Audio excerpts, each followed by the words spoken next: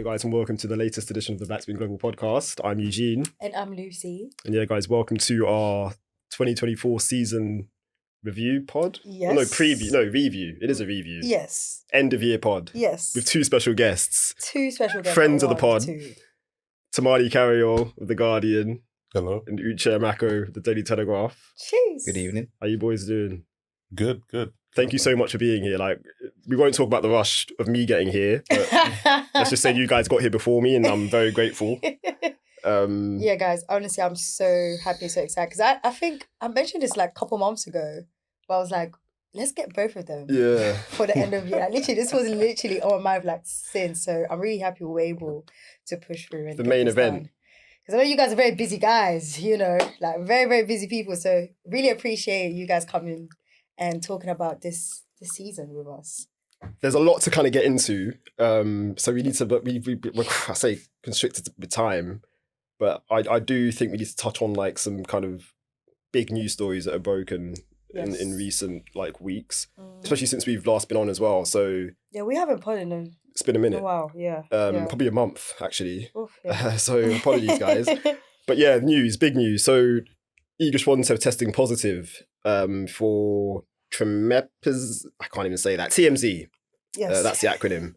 So she served a 1-month ban or suspension in private. And that kind of followed, obviously, Jannik Sinner, the world number one, who also tested positive. But his was clostebol. Yeah, clostebol, yeah. So 2 different substances there. But again, he was able to prove that he, like, kind of unknowingly... kind of it went into his body unknowingly, basically. Mm-hmm. Similar kind of thing with Swiatek. There was like a lot of like kind of uproar in terms of how the cases were like kind of handled. Yeah.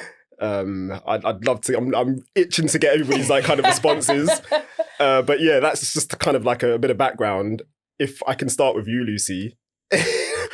And again, don't forget we're kind of like tight with time. So yeah. Initial kind of thoughts and like feelings. To be fair, I want more of their opinions. But ladies first. Mine. I mean, and I said the same thing with Sinner. I think in these type of like things, it's kind of like difficult because it's literally either they did it or they didn't. With Iga's situation, when I actually read the full thing, there were some things where I was a bit like, okay, I'm not too sure. Like, for instance, there's one bit that really stood out to me, which I don't think a lot of people raise, was the fact that she actually, there's that form that they have, is it declaration form? Yeah. She didn't fill that in. She filled it, but she didn't put this she didn't medicine put, in. Yeah, she didn't put the medicine in. And apparently it was because of, she was tired. It's just little stuff, or like the fact that whenever they will come back and say, oh, hey, this is missing, or we found this, the very next day or the very same day, her and her team will come back and say, oh, it was because of that. Oh, it was because of this. And then again, I think there's another issue, and it's kind of difficult because she is from a country where they might have their own rules and own regulations in certain products where it might be completely different in the US, which is another thing where maybe we need to start looking into, because that's what kind of happened with Sinner, for instance. So I don't know, but my I don't want to talk specifically about that, because again, it's like if we say, oh yeah, she cheated, is a bit like, yeah, but they say that she's not guilty. But at the same time, I think my biggest issue is the fact that everything was done in private, and it's the fact that we're finding out right now. Yeah. Like, she had a whole 1-month suspension. Here we were thinking she was tired, or she was scared, she was changing coaches. Well, she was taking a break. That's what she said. She was taking breaks. Exactly, all of that. Come to find out, there was suspended. All of this. Yeah, you were suspended. That's the bit that I don't like. And I feel like that's truly unfair. And the fact that right now this is just embarrassing in the sport. The fact that we've had 2 top players dealing with that and nothing was clear, nothing was open till like way after. It's kind of basically saying what everyone can do whatever the hell they want now. Yeah, it's not a good look. Tumaini? So I mean, 2 number ones, like the year number one in Sinner, and the Swiatek was number one for almost the whole year. And they're the first 2 players to ever, since the ITIA took over, to like lift their provisional suspension and be able to do it in private until it was released. Okay. But I do think with Swiatek's case, it's quite, like, it seemed a lot simpler than the other ones. Like, it was she took based on the facts we know, like there may be other things that come out in the future that change it, but what we know is that she says she took a medicine, melatonin, which is regulated medicine in the EU, and it was from like a reputable company, and so that was like a big part of why it was so short, and she was able to, she gave evidence that she went and tested all the substances she'd been taking, which was 15 plus. She went and tested all of them and found out that the melatonin was contaminated, according to her, and then the ITIA went and tested it themselves and found that out themselves. So, I mean, when the labs are saying that it's contaminated inside and outside the tablet, then like there's not, you're arguing with science. I have issues with like the procedure. Like, for example, the ITIA didn't.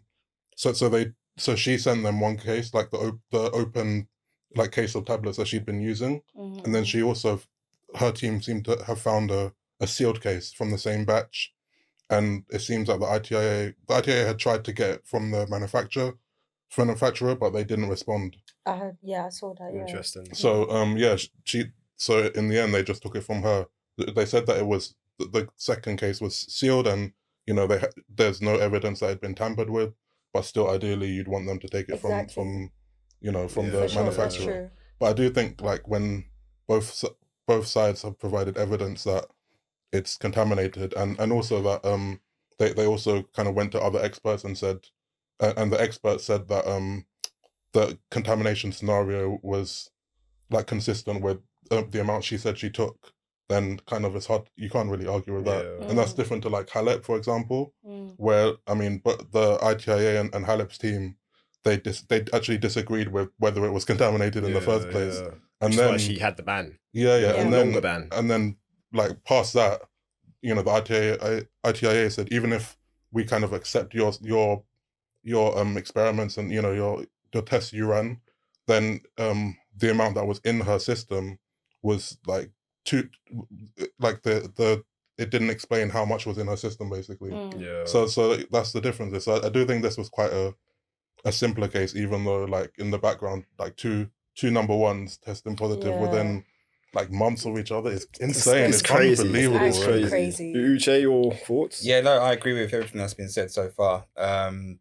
I choosing not to go down, without sounding naive, I'm choosing not to go down the sort of conspiracy route, and she tried to cheat, and she got away with it. I'm trying to think, her statement, and then the experts have said this is the case, and they've laid it out. But what I can't, as Lucy said, get my head around is, while you're entitled to some privacy, you can't come out and say you're injured or you're tired when you've been serving a ban. They need to tell us straight away that they are serving a ban for this. They're having an appeal. They're entitled to appeal, and we wait to see when they come back onto court, and that's it.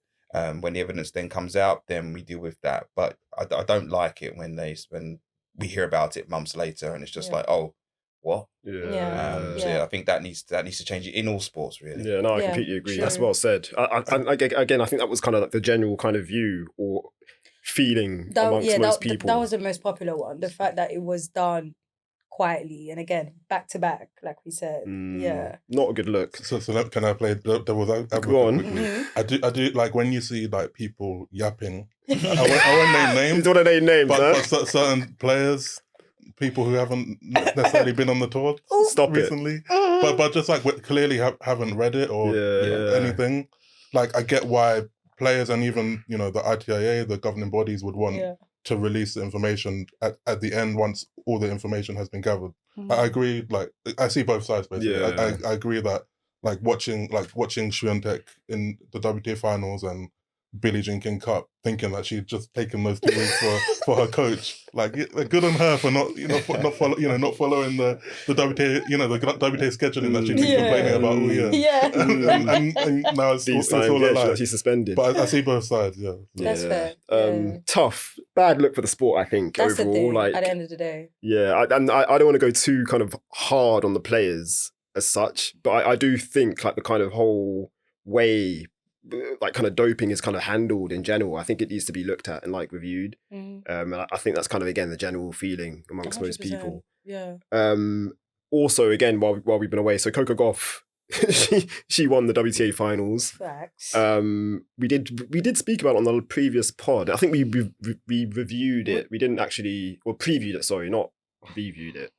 But yeah, she won the biggest prize in women's tennis in terms of prize money, which she didn't even realize.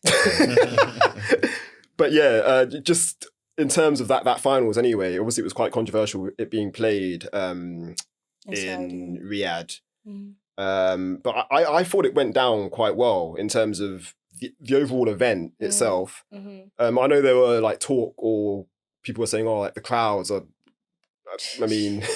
Some journalists even posted pictures from that. Shouts out to Simon Briggs. Yeah. Oh. He was like, here he is in 4K, showing you. How glad you're going to tell him off. But I think apart from that, like, I would say it was a successful event. Again, what were your views on it, guys? Like, let's start with Uche. Well, I mean, they don't mess about with these tournaments. They put a lot of money into it. The infrastructure is great. And there's never any issue in how it's organised. The issue is in terms of getting new audiences into the sport, especially when we've lost so many big players in the last couple of years. Yeah. How do we get bums on seats, people to pay tickets to come and watch our stars? And those videos and pictures that we saw initially were embarrassing. Yeah, no, it's true. But the fact that by the end of the tournament, however it happened, it was full and people were enjoying it and got engaged with it. But it actually helps when the matches are great. You know, because I think the final was maybe 2.5 hours, maybe 3 hours. Yeah, it was a long one. So you know, for them to sit through all of that and to celebrate two great women playing for the biggest prize in tennis, as you say, that was great to see. So it ended well, but I still have my reservations about going to the Middle East to go and play tennis and try and grow the sport. It feels artificial, and we have to wait a while for it to grow the sport. So I'd love for it to be in London. I mean, we saw how well at the O2. We saw how well the ATP did. ATP Finals always sold out, and I think it would sell out as well in the UK. 100%. Yeah, no, I agree with that. Yeah. Tumaini? I agree in general. Like the event itself seemed fine. Like it ran well, and speaking with people who were there, they all said, you know, it actually felt like Singapore a few years ago and other events, and not like, you know, the kind of train wrecks that have been recent times, like Cancun. People call it Clowncun. So yeah, so from that perspective, yeah, and even though there weren't like so many classics, it ended with a great match and a really memorable end to the year. So from that side, it was good. I also have my reservations about, and not necessarily just going to Saudi Arabia, but like if you're gonna go, if as a WTA organization with a lot of history of kind of you know, being at the forefront of women's rights, I feel like they almost tried to have their cake and eat it in terms of, obviously, I mean, the main reason they're there is because of the money and you know, and it's money that they need given the tour's finances in previous years before like recent changes. But I think like if you're going to also try and like present it as being, you know, advantageous to women's rights in a country that still the government has put a lot of women in, like female activists in jail, like female activists in jail for 10 plus years, then I think you need to kind of be willing to spotlight those issues as well. Yeah. And you know, so and they didn't do that. So I think we need to give credit again to Coco Gauff, the winner, because she did, I think out of all the players, she was the one that was kind of most like outspoken about like, things or issues in the country. And she said that, like she's concerned and like it's something she's going to kind of be keeping an eye on. And I feel like that's also, it's quite poignant for her to say that as well. And like for her to go on and win the tournament, because she said this, I think, during it was like around the start of the tournament, and a lot of the players weren't really saying much, really and truly, and they were being probed by like journalists and stuff. But I thought it was quite powerful for Coco Gauff to like front up the way she did. I mean, for me, I just feel like there's two ways about it. Like I feel like it could potentially have an impact or do something. I mean, I can't remember who it was, but it was the match between Coco and Sabalenka, and it was a woman from that. I don't know if she was like working like with a tennis organization in Saudi or whatnot, but she was already explaining some of the things, some of the impacts it already had. So like the growth of interest or like more women working with the WTA or in the industry and so on. And I'm not saying that's going to be changing like overnight, but I do feel like these little things could help just like a little bit. We're talking about trying to change the laws and history of so many years of people's culture, religion, and so on.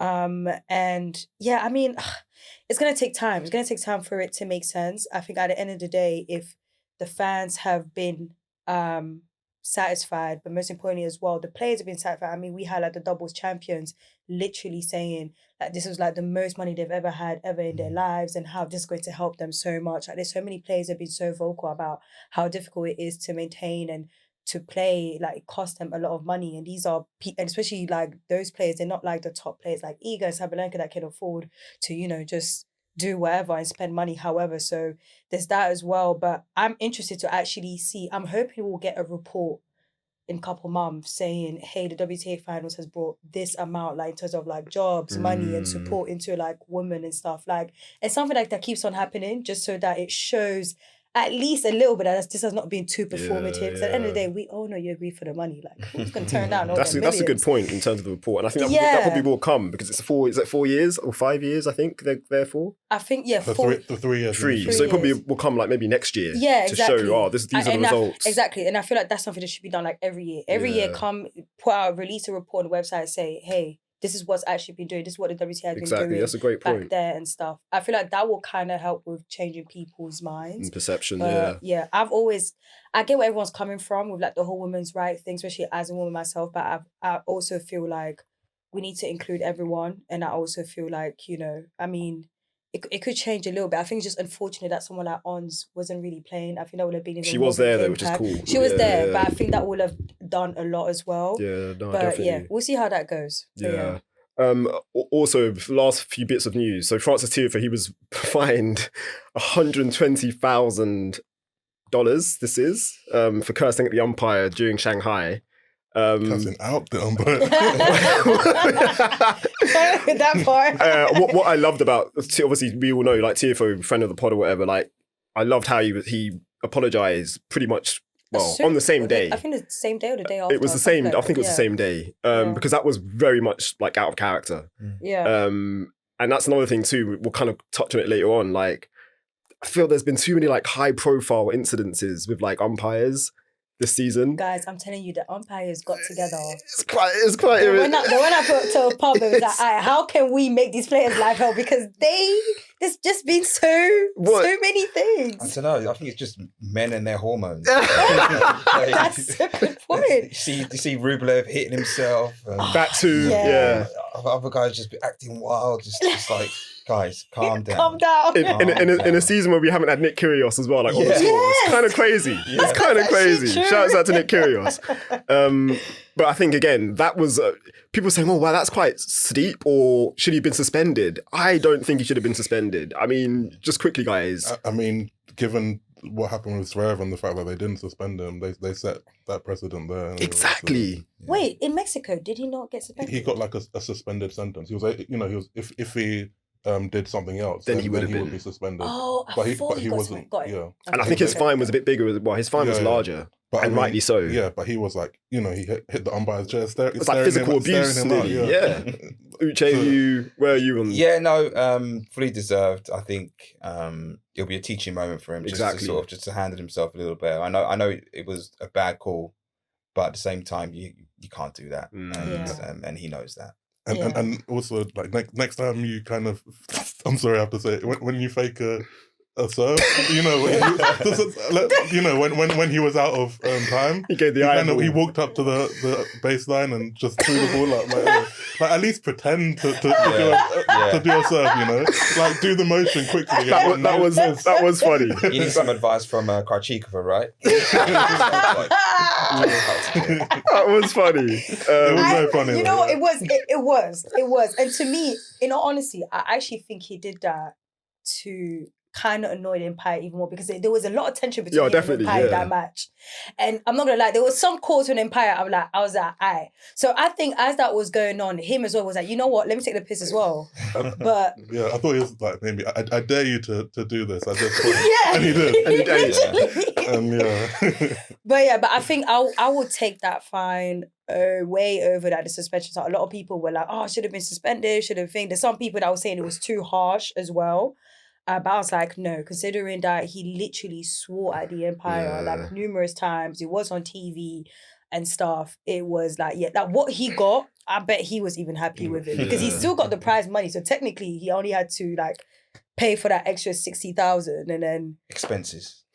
exactly just teaching moment, like Uche said for Francis there. Also big news. So before we get into the season, Novak is going to be coached by Andy Murray up until the Australian Open in 2025. Thoughts, Lucy, quickly. Thoughts and prayers. I don't know. I was just. I mean, I can understand for some fans, especially like if you're an Andy Murray fan and you thought he was not going to show up at all or do a stand-up show, that you'll be more excited and stuff. But this is very. I don't have any like. It's just like when I saw your tweet, I was like, okay, like what does this mean? Like, I don't know. I actually thought Andy would take a break, but he saw them kids and were like, you know what, this is too much noise. Let me go back to tennis. Get back on tour. Yeah, but I mean, literally, he said, man, fuck them kids. Let me go out. But you know what? I guess it's gonna, I don't know, bring a little bit more interest for like some of the, for me personally, it does really nothing. I think it's exciting. Tumaini, you kind of broke the story. So like, yeah. Not really. So it was like embargoed. So it came out at the time. But yeah, I was one of the first. Did you have any kind of hints earlier or beforehand? Yeah, I mean, I'd heard from, like, it was rumoured among Serbians, actually. Oh, really? And I'd been trying to, like, kind of authenticate it. But I was also like, this is not happening. I'm trying to, like, I was asking around and stuff. I was like, really? Yeah, but then it was real. What are your thoughts though? Like it's crazy, but the more I think about it, the more it makes sense to me that Djokovic, he's won so much that he's probably at a point in his career where he thinks that there are very few people who can tell him what to do, who have the authority. But Andy is one of them. Andy didn't win as much as him, obviously, but he was a rival and he's someone who he has so much respect for and who won a lot and like apart from there are obviously other legends in the sport as well, but he has also played against these players, right? He knows everyone. He knows Novak. He knows everyone. So I think from that perspective, I can understand why, like, looking at all of the potential people to coach him, because I mean Djokovic hasn't had a coach, like a proper coach, for the last since he split with Ivanisevic. Yeah. So I think like from that perspective, he probably was like, why not Murray? And from Murray's perspective, I think he's a curious person, and he's always like been really interested in how people work and how in particular athletes, and not just tennis players, but just how they get to where they are in the world, kind of thing. So I imagine like so Novak said that he like contacted Murray, and then he like gave Murray a few days to think about it, and probably while he was thinking about it, he was like, when am I ever going to get this chance to exactly like actually this guy was my rival. We've been playing against each other since we were like 12, and they're both very similar in age. I think it's like months apart. 1 week. That's crazy. And so probably they're like, I get he'll get to see what Novak's like in those really precious moments, because even though they've known each other for so long, they don't really know each other. They're not friends. They're friendly. So I think from both sides, it's like, why not just do this? If it's terrible, it will be over after Australian Open. But why not try? Uche, your thoughts? Yeah, it's more just wait and see. Is he going to be feeding him balls on the practice court? I mean, is he going to be telling him this is how you hit a forehand, this is how you hit a backhand? We don't know. If Djokovic starts losing, is he going to start cussing him out? That would be fun. Like in English though. Would he walk out and be like, nah, I ain't got time for this. Let me go back to the kids. Like Daniil's coach when I forgot what tournament it was, but he just literally took his bag and bounced. So just wait and see what happens. I don't think it will last long. It's obviously a bit of a PR move. It looks great for both of them. It gets headlines, but will it make the difference when he comes up against such a media guy. I'm sorry, such a media thing to say. he's like, right. Will it make a difference when he comes up against He's Sinner right. and Alcaraz? Plus, he's now ranked what 8th or 9th in the world. Yep. So his draw's going to get a lot harder. To I begin think with. 7. I think that's So in terms of like you might get a Sinner or Alcaraz in quarterfinals or 4th round or something. So to get through all of that just to win tournaments, like can he do that at this point? We wait and see. I think it's really interesting. I love all those responses. I'm excited because I think it just brings more kind of attention and eyes to the sport. That's I good. think for the right reasons. Yeah, I think that's a positive. Not anti-doping. Yeah. But let's get into like the tennis now. So a quick kind of review. We have to be quick. So Australian Open, obviously that was won by Sabalenka, who defended, and Sinner. That was his first Grand Slam. Obviously, Tumaini, you were there for it. Like, if you can just give us a quick kind of feeling or your kind of views on this year's Australian Open and like the 2 winners quickly. Yeah, No pressure. I mean, in both of them, and I mean their years were similar in some. Sinner was obviously more dominant, but they were similar in the things that a lot of the titles they won, and in both senses it was kind of a cakewalk in a way. Like they just like from the beginning they were both on. Yeah. And with Sinner, he had that momentum from the Davis Cup last year.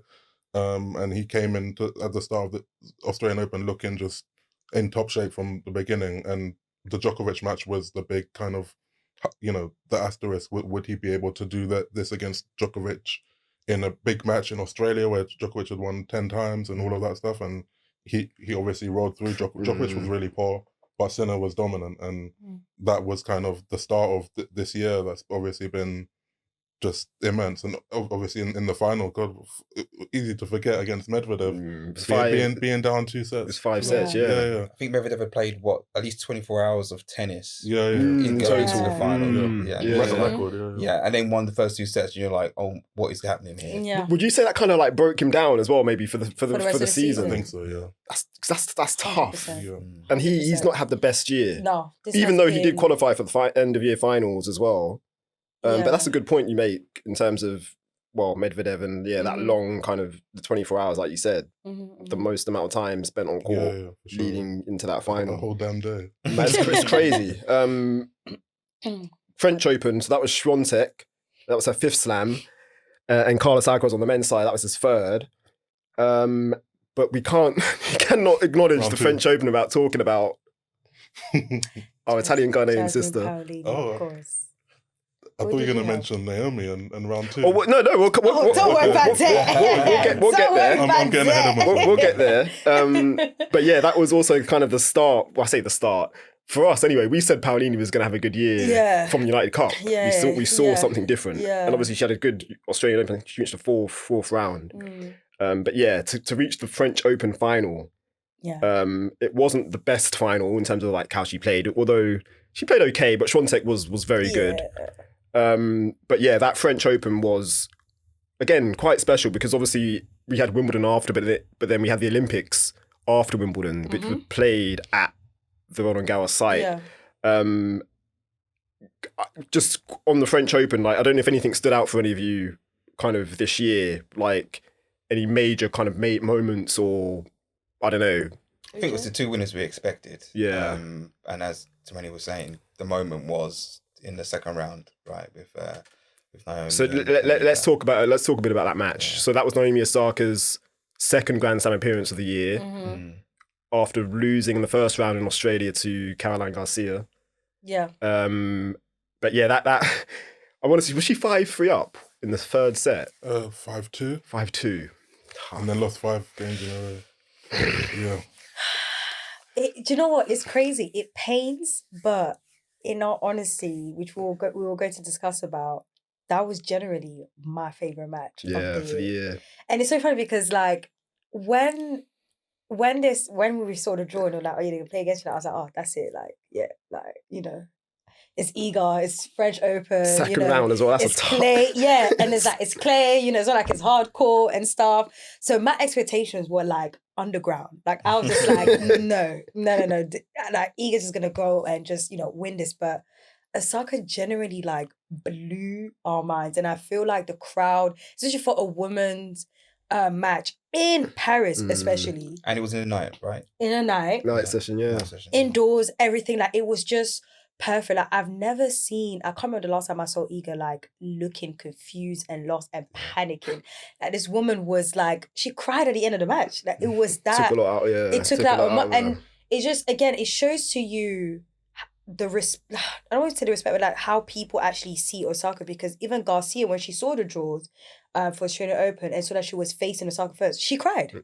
So she cried before, Iga cried after. So that's why I find it very like funny how like certain people are trying to make it seem that, you know, like I get Osaka's not as where she is before, but the fact that players feel that towards her and she was out for so long and came She's back. got that aura. She's still not even, she still hasn't really peaked yet or gone back to where she was before, and people still feel like that. It just shows you the type of player that she is. But that match was just incredible. The way that she was locked in, it's like she just had this different switch. And that's why when we're at the US Open, I asked her, like, do you feel like you have this different drive when you're against top players? Because when you think about all her matches this year against certain players like Bianca and Iga, she was playing like a whole different level, and she was really close. It was just that mental block. And I feel like that match really showed to us that, okay, she has it in her. She just needs to switch that block that's inside her head, you know, especially when she talks, there's a lot of things inside her head. It's like, just quiet the noise and you will be back. No, that's a good. I think it's kind of staying with Osaka. Like, so she started the year ranked 831. Obviously, she was out on maternity leave, but she finished the year 60. So It's I mean, crazy. it's a huge jump. Yeah. And obviously, she did have a few wild cards as well, but she still had to win matches to kind of, Exactly. you know, get the ranking up there. Mhm. And yeah, like we've said, like she played arguably the match of the year at the French Open. Where do you guys how would you kind of see or assess Osaka's season, like considering this as a comeback year? Yeah, it was tough at times. But it's not an injury she's coming back from. She's coming back from a whole human being being grown and coming out of her body. You know? Literally. So, I mean, that even though you can't even like compare it to other, you know, other mothers who have come back, because you know, all those journeys are different. But I think she, as you said, like she's shown that the tennis is still there, and a lot of it was mental. Closing out that match, it was at the US Open when she was, I think, up 40-love serving for the set against Mukova, and then just kind of just crashed mentally and lost in 2 sets. But like the game's there, and she still has the massive weapons, the big serve, and I mean that match was just amazing. Just to see her just take her game to Swiatek, and just in a way that players don't, particularly at Roland Garros, where she was going for, you know, her fourth Roland Garros title. Like it's mental as well as physical. Yeah, no, definitely. And she was right there. So yeah, she's put herself in a good position for next year. Obviously has a new coach in Patrick Mouratoglou. We'll see how that turns out. Interesting decision. But yeah, she's there. So let's see. Exciting times, Uche. Yeah, no, I think I also can't forget that there's so much goodwill towards her. Everybody wants to see her reach the heights that she was before, because we know how good she is. 60 in the world is not reflective of what her ranking is. Facts. Fast forwarding, I think I won't be surprised if she breaks into the top 15, maybe top 10, gets into the WTA Finals next year if she has a good year. I think what she needs to be looking towards getting a title, at least one title next year, and just being fit, winning matches, and all it takes is one, especially against someone like an Iga or a Sabalenka, and it's like, okay, I can do this. Yeah, I'm back. I like that. I'm so sorry. I know there's time, but I have to get you guys' opinion, especially with the little slight comment you made, Patrick. Quickly. I plead the fifth. No, we'll see. You know, he's obviously shown that he's had success with players, especially Serena.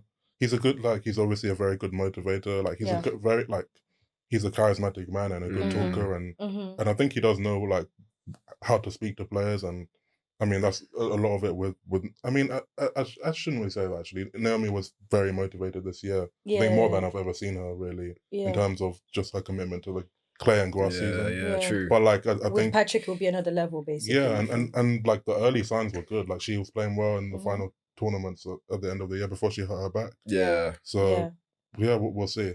Yeah, I definitely, I don't think there's any reason why they can't be successful together. So yeah, a few question marks, because I think when you think Patrick, you obviously think Serena, and that was a long time ago now. So the partnership with didn't really work.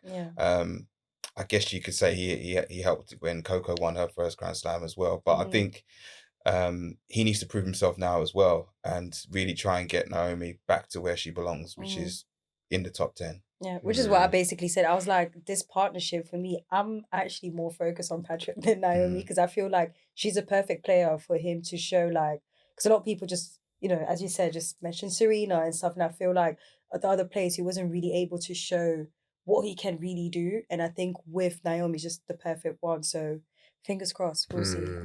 I do think it was just interesting and probably a good sign that she decided to split with Wim for set, because they were on good terms. Yeah. I think they got on really well, and she'd really bought into like what he was doing, but she still wasn't satisfied with how the year had gone, and she felt she needed to, make a big change and do something else. So she's still like very motivated and still trying to do what she can to be a top player. So yeah, we'll see. Fair play. Wimbledon. So Barbara Krejcikova, her second Grand Slam. Carlos Alcaraz has defended. Wimbledon again was also special. Paolini reaching another final, Grand Slam final that was. And obviously Taylor Townsend winning in the doubles with Katerina Siniakova. Wimbledon, you guys were both there, of course. Just again, we're all there. Team, gang. I enjoyed Wimbledon this year, but it was weird, obviously, because certain players were going off to play in the Olympics, so it was like the kind of transition from grass to clay and then hard, getting ready for the US Open. Like it did feel a bit weird. I don't know. Again, were there any kind of major moments for you guys that stood out Wimbledon this year for you, or? I don't know about a moment, but I don't know if you can tell me why Paolini was so celebrated and appreciated at Wimbledon. I was like, they were really cheering for her. Do you know why? Do you know what? I think it's a British thing. I think we really like the underdogs. Okay, just we love the underdog story. Because I remember in the final, it was just like, she's coming back, she's gonna do it, and then she couldn't quite do it, and they were really disappointed. But we love you, Jasmine. And they probably didn't know who the hell she was. Exactly. They're not thinking about her right now. I know that for sure. So it's like, where did this come from? Maybe they just saw like the underdog story. She won. Also, she's done well at the French Open. I was gonna say they saw our posts. Like, I mean. But that's a good point. I think the thing also is that she's a very like obvious underdog because she's so strong. Exactly. Probably plays into it. All the stereotypes. Yeah, honestly, literally. Yeah. And I think her whole story of her mom's energy as well was like her parents were there and her brother. Yeah. Everyone was talking about Jasmine's mom. Like it was so cute. But you're right. But I really feel it's the underdog thing. I'd love to know how she feels about that, because obviously that final compared to Iga or the final with the French was closer. Like she won a set.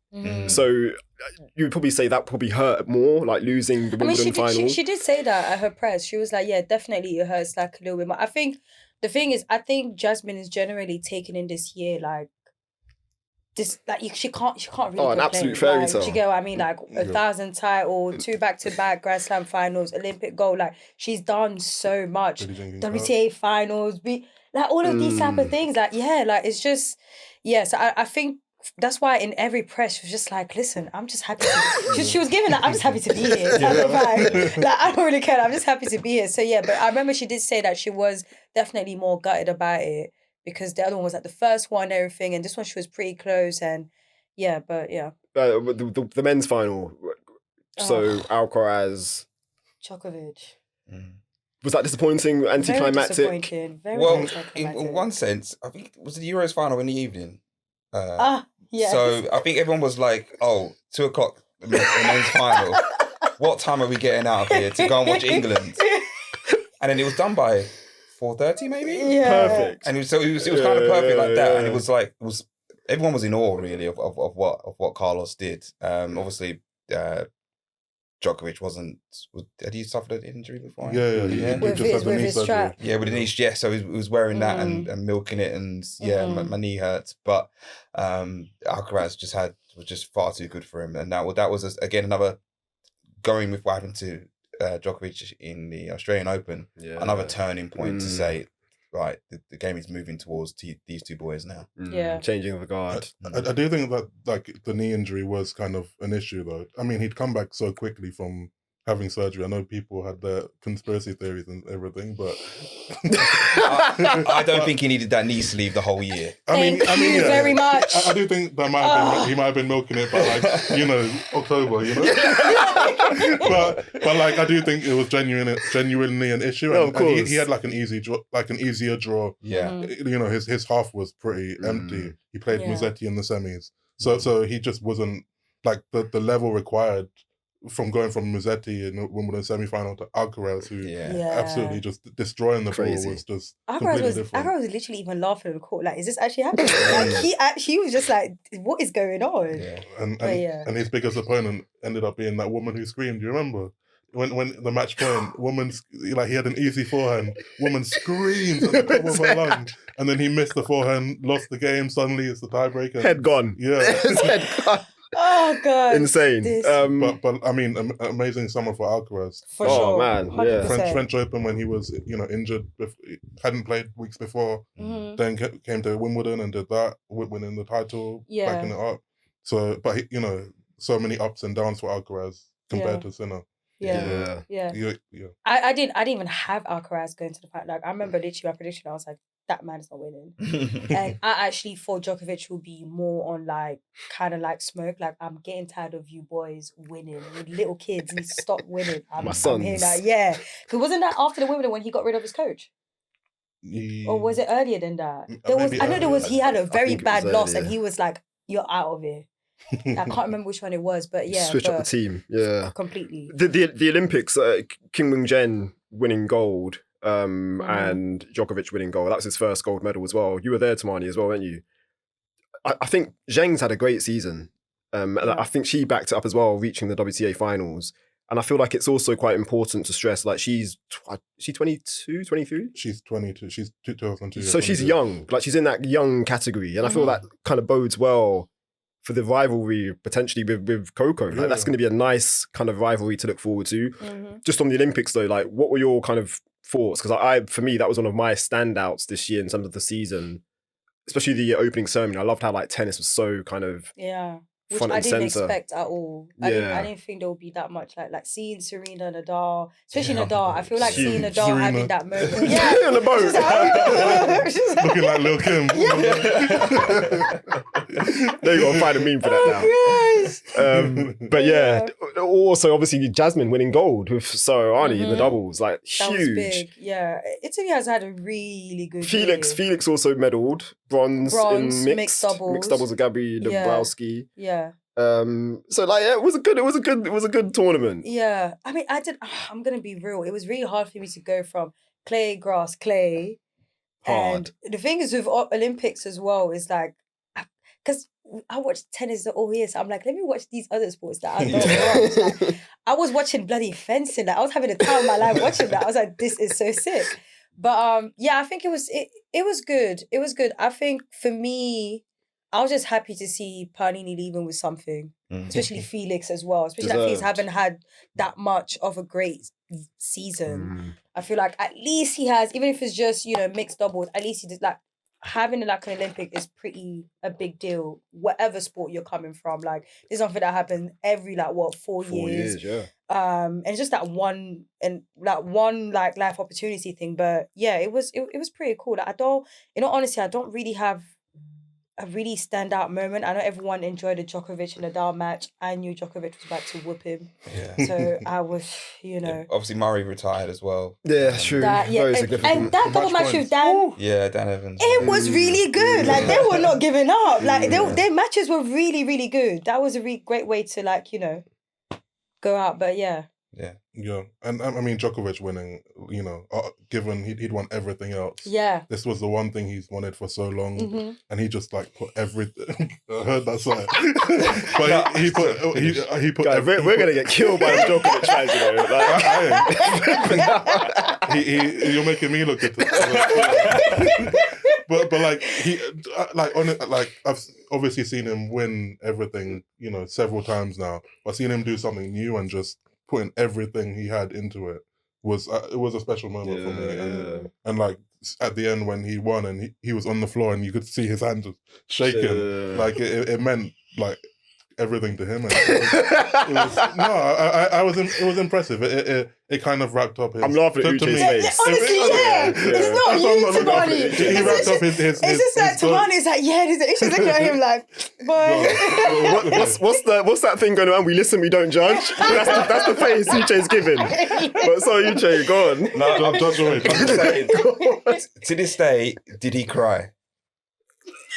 All that rubbing his eye, I was so emotional. I get he was shaking his hands. It was a great moment, but he was just milking it so badly. And I'm just like, the only person that was crying was Alcaraz. He should have gone and take some of his tears on loan or something, because there were no tears. He was trying. He was scrunching up his face so much. No tears came out. I remember you saying this on the day. I was just like, okay, well done. Stop it. Let's move on now. I am so glad Uche is here. See, because now, when it's me saying all these things, he makes me feel like I'm the bad guy. Somebody that gets me, finally. Oh, Gosh. Wow. Shout out to Djokovic, but yeah, I'm with you, Uche, on that one. I was just like, okay, man. And then what? The next tournament, he walked out with a gold bag or something. I mean, he definitely, like that medal went with him around the world. Literally. And still with a knee strap. Yeah. Yes. But again, like it was the last thing he had, and I mean, I guess. after seeing the way he like lost some of those matches, he lost a lot of Olympics. Like Zverev, he was up a set and a break in the semis in Tokyo, and then just lost. Like I think it was like he won one game or something, or 2 games after that. And the 4 years before, Del Potro in the first round. Yeah. Pretty brutal. 4 years before that, he lost Yeah. semi-final again, Murray. So like he like, I think he was like he something, I can't remember the exact record, but in like medal matches, he was something like maybe 1-4. Oh, damn. wow. So for Nova, that's like, crazy.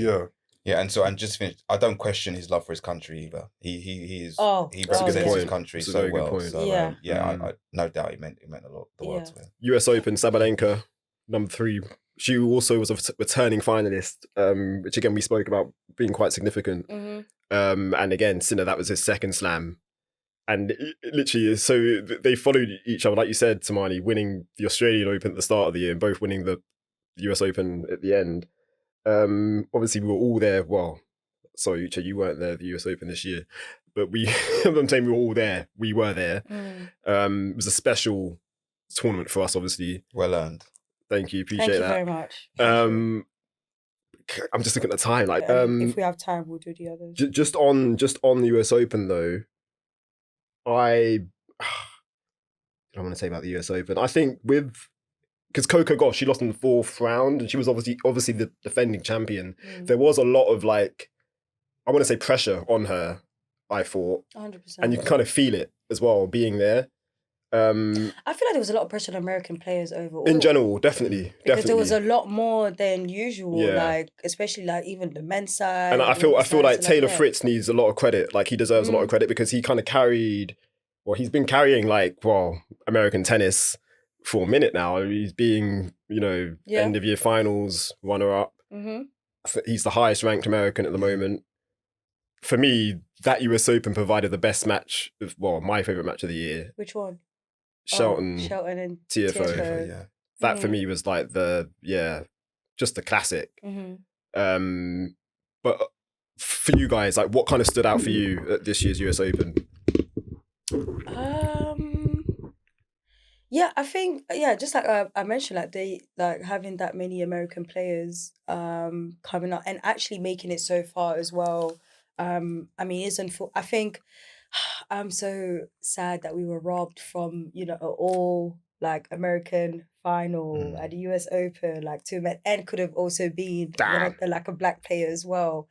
But other than that, the scheduling was a bit weird. Like, I don't know why. I still don't understand why the Tiafoe and Shelton match wasn't announced, for instance. They probably still don't understand why. Still don't understand it. They didn't understand it. No one did, but it is what it is. I guess maybe because they knew the match was going to go long. I don't know. But yeah, I think for me it was mainly like, I do like it when people from their home countries are actually like doing really well, because it definitely brings a different energy. Like, for example, that's why I mentioned like Italy doing so well this year. I mean, even the Wimbledon, for instance, the Italian journalists were my favorite. Like they were rooting you for said their that during people. Wimbledon, yeah. Like they did not care. Like they were clapping, they were like, yep, this is our people and everything. And, you know, one of the journalists were even saying how there was more people interested in tennis because of Jasmine, or when they were even showing her on the screen at the ATP finals. Love that. And people were like shouting like crazy apparently. So yeah, I think it brings in this different energy, and especially being there in person, it's like, oh, you can really like see it. But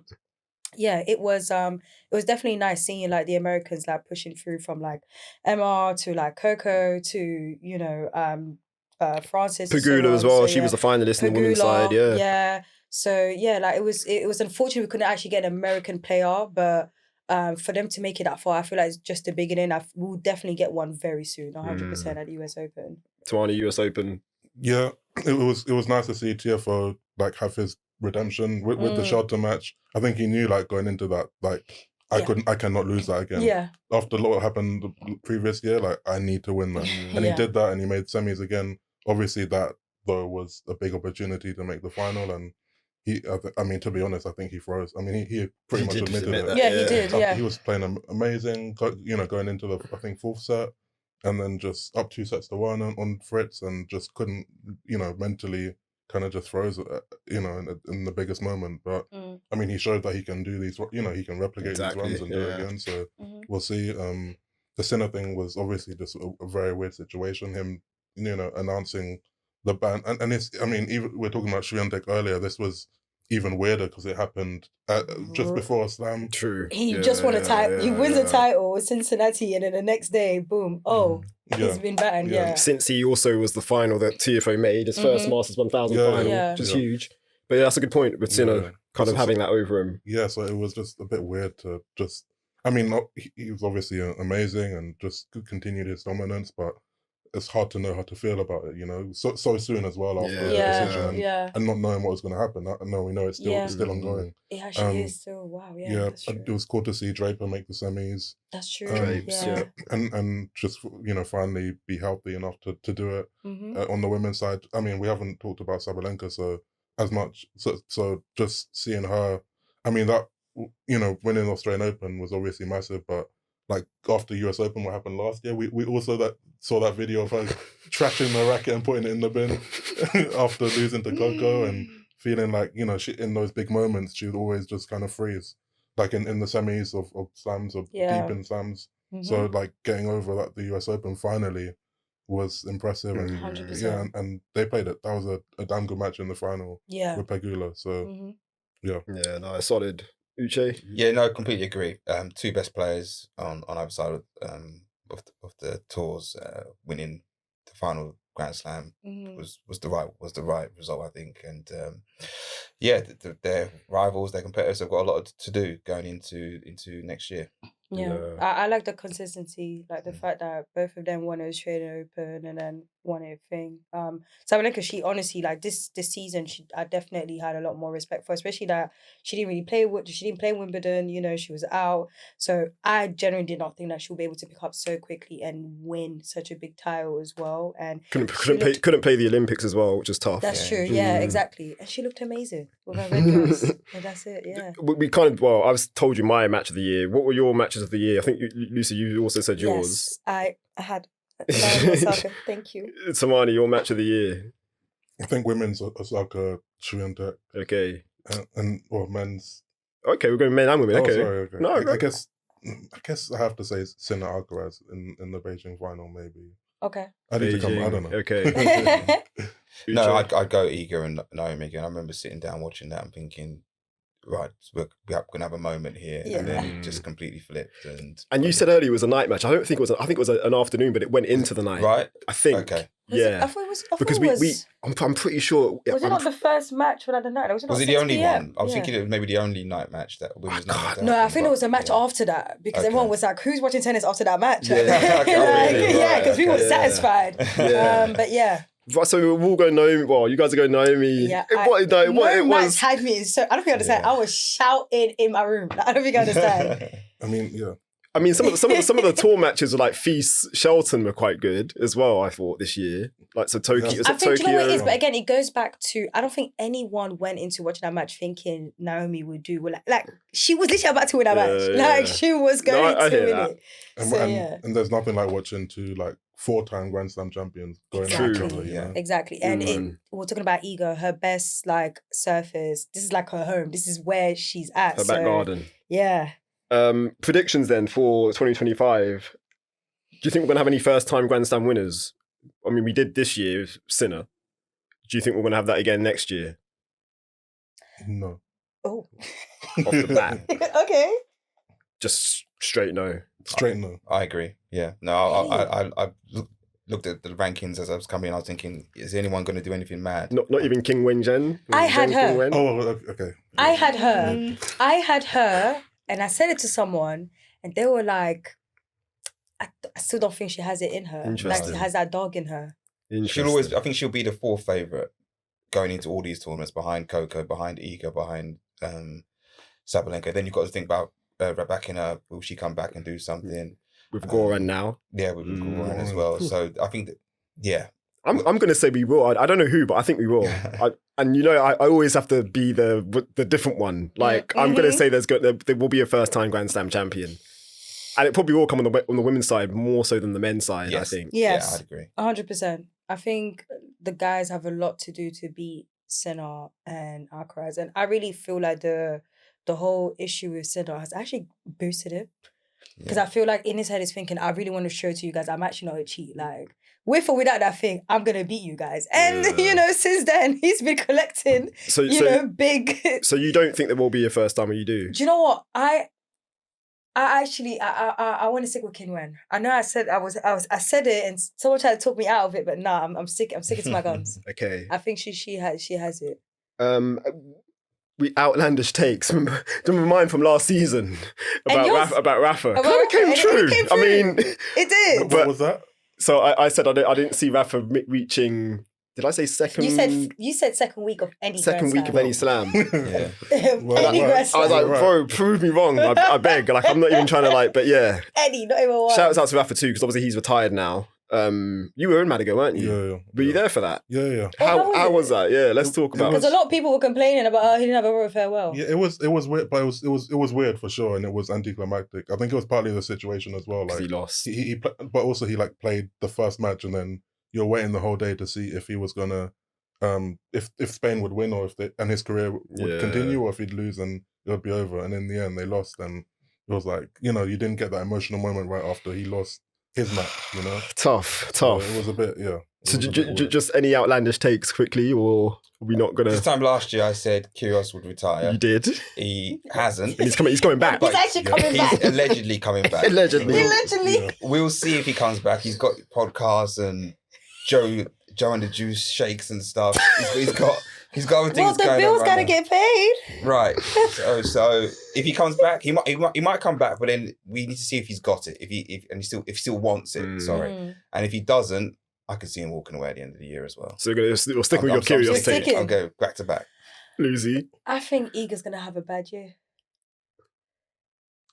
I mean, I think the issue with Iga, I don't feel like she can handle everything that's been happening. Even though I feel like it's going to, people are going to, I mean, in this world, we care about something today, the very next year we'll care about something else. So bad year, what does that look like? Falling out of the top 10? I don't know about falling off the top 10. Okay. But a couple of shock results or something. Not winning a slam? What does it look like? I don't think she's going to win a slam. Okay.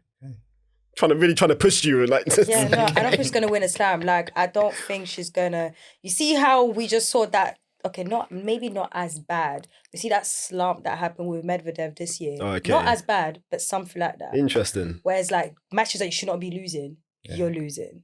Titles that you should be winning, you're not winning them. That's my outlandish take. Respectfully, before you Iga fans comment. What's yours? Tumaini, did you? No, you go for it. So mine's like a bit weird. So I feel like we're gonna have someone that's just literally gonna come out of nowhere that like no one's been speaking about or has spoken about. Another Paolini again. But I feel like it's gonna be on the men's side.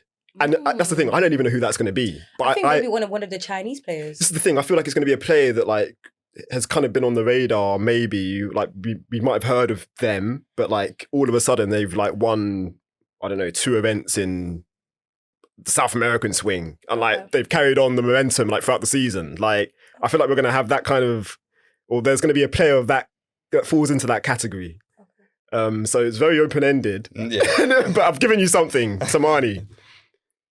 Andy Murray plays doubles with Djokovic at Wimbledon. Oh my word!